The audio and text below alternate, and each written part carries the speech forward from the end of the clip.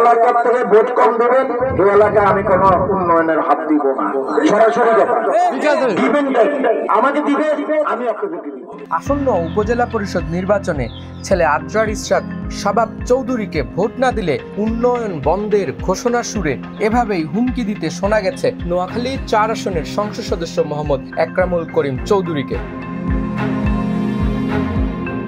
মঙ্গলবার বিকেলে সুবর্ণচর উপজেলার মোহাম্মদপুর ইউনিয়নের ৬ নম্বর ওয়ার্ডের শিউলি একরাম বাজারে দেয়া এমপি একরামের বক্তব্য নিউজ নাওয়ের কাছে সংরক্ষিত আছে।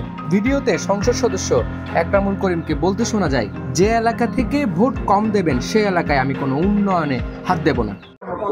যে এলাকার থেকে ভোট কম দেবেন এই এলাকায় আমি কোনো উন্নয়নের হাত দিব না। সরাসরি দিবেন, আমাকে দিবে, আমি আপনাকে দিব।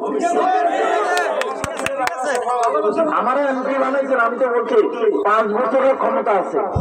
এখন আমার মন মতো উপজেলা চেয়ারম্যান যদি বানান, আমার মিডল ম্যান আমি আপনাকে উপহার দিব।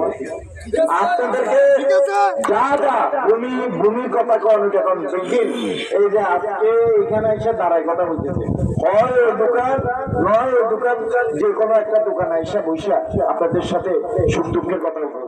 সুবর্ণচর উপজেলা পরিষদ নির্বাচনে চেয়ারম্যান পদে প্রার্থী হয়েছেন সংসদ সদস্য একরামুলের ছেলে আদ্রার ইশরাক ওরফে শাবাব চৌধুরী, আর তার প্রতিদ্বন্দ্বী হলেন জেলা আওয়ামী লীগের সভাপতি ও টানা 3 বারের উপজেলার চেয়ারম্যান HM খায়রুল আনাম চৌধুরী। আগামী 8 মে এই উপজেলায় ভোট গ্রহণ অনুষ্ঠিত হবে। খায়রুল আনামের সাথে দলীয় বিরোধের জের ধরে সংসদ সদস্য একরামুল তার ছেলেকে উপজেলা পরিষদের চেয়ারম্যান পদে প্রার্থী করেছেন বলে দলীয় নেতাকর্মীরা মনে করছেন। Desk report, news now 24।